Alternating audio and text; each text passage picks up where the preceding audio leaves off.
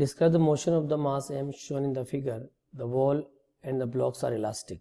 देखो ये ब्लॉक यहाँ से स्टार्ट होता है, यहाँ पे आपकी स्प्रिंग रखी हुई है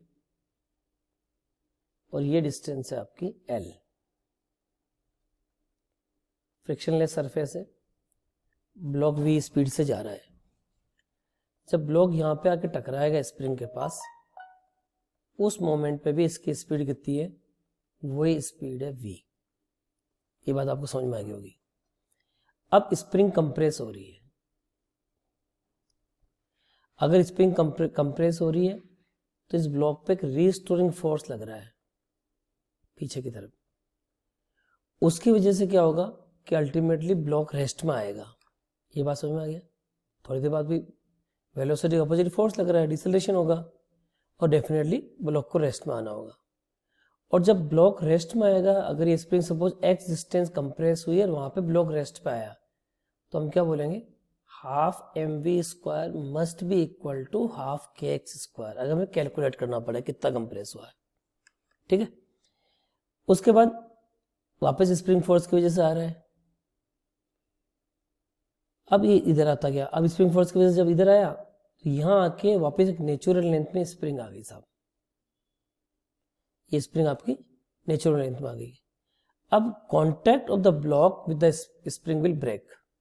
ये टूटना ही पड़ेगा क्योंकि अब इसकी स्पीड तो वापस ब्लॉक की स्पीड तो सेम v होगी जो पहले थी लेफ्ट की तरफ.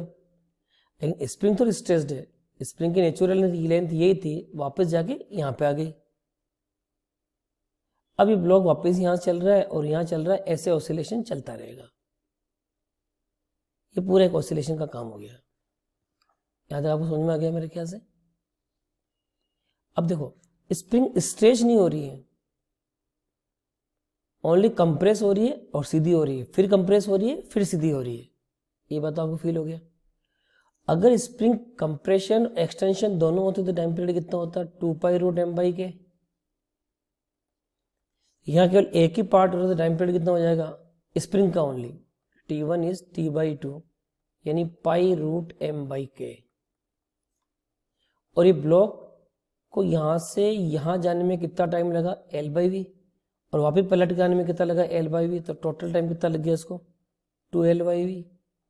और दोनों को जब आप जोड़ लोगे, π√m/k 2L/v, this will be the answer of the total time period of oscillation. So total time period of oscillation is given by π√m/k plus 2L/v.